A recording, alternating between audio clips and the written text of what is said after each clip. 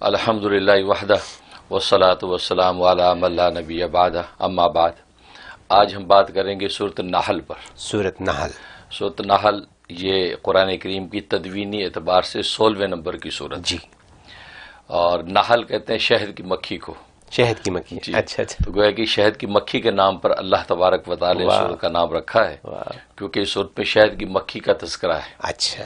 اس لیے کہ شہد کی مکھی حقیقت میں اللہ کی قدرت کی نشانیوں میں سے ایک نشانی ہے. جی ہاں. کیونکہ ظاہر ہے کہ عام مکھی اگر پھلوں کا رس چوسے اور غذا کھائے تو فضلہ بن کے نکل جاتی ہے. درست. یہ عجیب چیز ہے کہ یہ جب چوستی ہے پھلوں کا رس اور غذا کھاتی ہے تو شہد بن جاتا ہے. شہد اور جو بہت ہمارے لیے ضروری ہے. اس کو قرآن نے کہا شفاء للناس کے لوگوں کے لیے شفا ہے.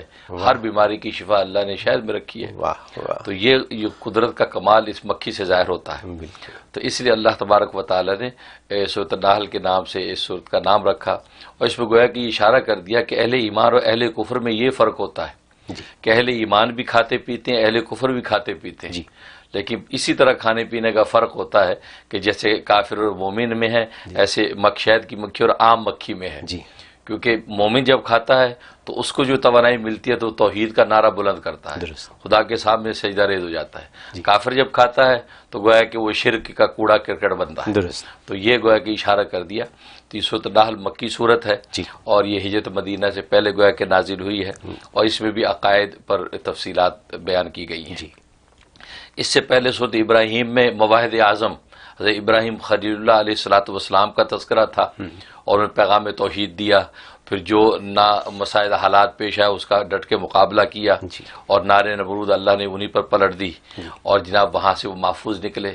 اس کے بعد جو ہے سورۃ ہجر کا ذکر تھا. سورۃ ہجر کے اندر جو ہے توحید کے اوپر وارد ہونے والے جتنے شبہات تھے وہ دور کیے گئے کہ ظاہر ہے کہ پیغام توحید دیا کہ نظریہ جب بھی پیش کیا جاتا ہے تو سوالات اٹھتے ہیں.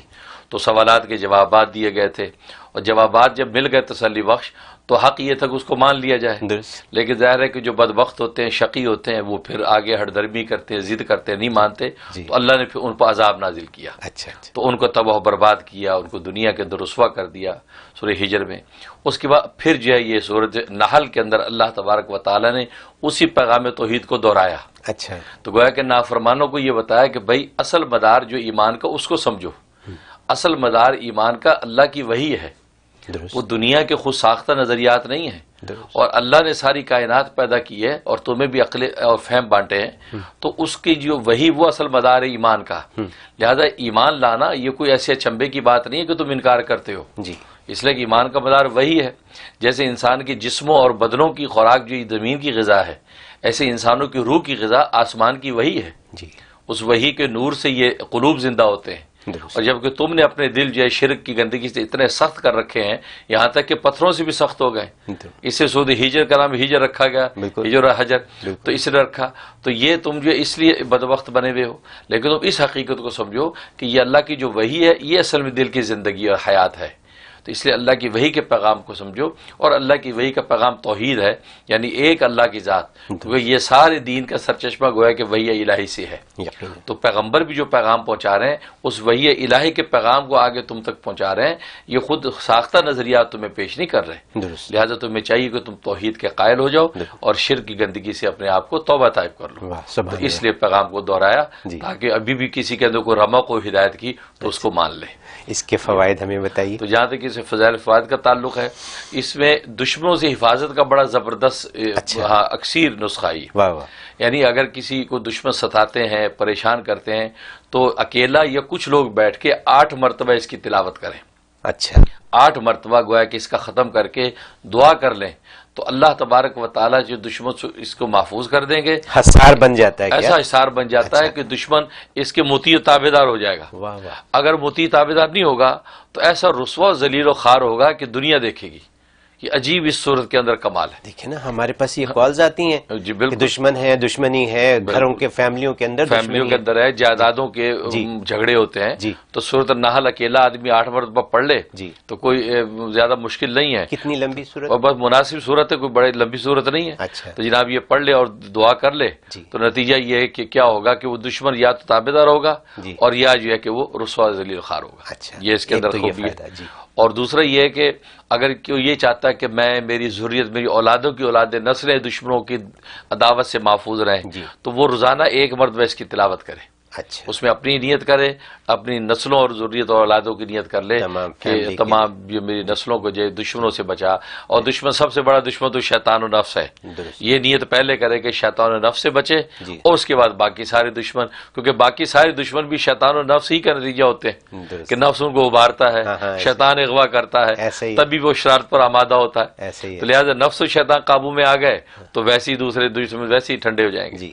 تو یہ روزانہ 1 مرتبہ تلاوت کر لیں تو دشمنوں سے اس کی حفاظت رہتی ہے. اور اس کے علاوہ یہ کہ اگر یہ چاہتا ہے کہ کوئی جگہ ہے, کوئی گھر ہے, کھیت ہے, بستی ہے کہ جہاں وہ کوئی چوکیدارہ نہیں ہے, کوئی حفاظت کا سامان نہیں ہے تو یار اس کی حفاظت کیسی ہو, کوئی چیزیں خراب نہ کریں, تو وہاں پر یہ صورت لکھ کے اگر اس دیوار پہ وہاں پر لٹکا دی جائے اس مکان نے تو اللہ تعالیٰ غیب سے حصار باندھ دیتے ہیں کہ ہر طرح کی حفاظت اس جگہ کی رہتی ہے, بھلے وہاں کوئی چوکیدار نہ ہو. دیکھیے نا یہ کتنی کام کی بات, زبردست صورت ہے. مطلب یہ کہ یہ بھی ہے لوگوں میں آنے جانے میں الارم سسٹم لگاؤ اور یہ کرو وہ کرو, اس سے بہتر یہ کہ صورت سورہ نحل سے اپنے تو الارم سے اس کو ڈیفیوز کرنے کے 100 طریقے نکالے. بالکل جی, اس سے پہلے یہ لٹکی بھی ہو گھر میں تو مجال ہے کہاں سے اللہ کیسی حفاظت کریں گے, چور بھی حیران ہو جائے گا. تو یہ تو ضروری ہو گئی, ضروری ہو گئی. اور جہاں تک خواب میں تعبیر کا تعلق ہے تو خواب میں تعبیر ابن سیرین رحمۃ اللہ علیہ فرماتے ہیں کہ اگر خواب میں اس کو پڑھا تو اس کا مطلب یہ کہ اللہ تبارک و تعالی اس کو اپنا دوست بنائے گا. اچھا ہاں, اور یہ اہل دین کی صحبت اختیار کرے گا, نیک لوگوں کی صحبت میں رہے گا اور اس کے مال میں خوشحالی و وسعت نازل ہوگی اور اللہ اس کو اپنا دوست بنا لے گا. واہ واہ, یہ زبردست بشارت ہے اس میں. اور دوسرا یہ ہے کہ اس کا مطلب یہ کہ اللہ تعالیٰ اپنا خاص علم اس کو عطا فرمائیں گے, اس پہ علم لدنی کہتے ہیں. تو علم لدنی اپنا اللہ تبارک و تعالیٰ اس کو کچھ حصہ عطا فرمائیں گے. علم لدنی, اس کی مجھے تشریح کیجیے. لدنی کا مطلب ہے کہ ایک علم کسبی ہوتا ہے جو کتابوں سے پڑھ کے ہم حاصل کرتے ہیں, استاد کے سامنے بیٹھ کے پڑھتے ہیں. ایک اللہ ڈائریکٹ دل پر اتارتے ہیں, وہ القاء اللہ خود ڈائریکٹ کرتے ہیں, وہ علم لدنی کہلاتا ہے. اس کو علم وحبی بھی کہتے ہیں جو حضرت خضر علیہ الصلوۃ والسلام کو دیا گیا. حضرت خضر نے کسی سے پڑھا نہیں کہ اللہ نے براہ راست اس کو وہ علم عطا کیا. تو یہ علم لدنی علم وحبی کہلاتا ہے, بغیر آپ کی محنت اور کسب کے آپ کو مل جاتا ہے, اللہ کی طرف سے مل جاتا ہے. تو یہ علم لدنی تو اللہ اس میں سے آپ کو حصہ عطا فرمائیں گے یہ سورت پڑھنے والے کو. ماشاءاللہ, تو بڑے اس کے اندر برکات اور فضائل برکات ہے. اور آپ نے فرمایا کہ یہ کوئی زیادہ لمبی آیت نہیں پڑھی جا سکتی ہے. جی بالکل آسانی سے پڑھ سکتے ہیں. ویڈیو کے نیچے سبسکرائب کے بٹن پہ کلک کریں, بیل کے آئیکن پہ کلک کیجیے تاکہ ہر نئی ویڈیو کی نوٹیفیکیشن آپ کو مل جائے.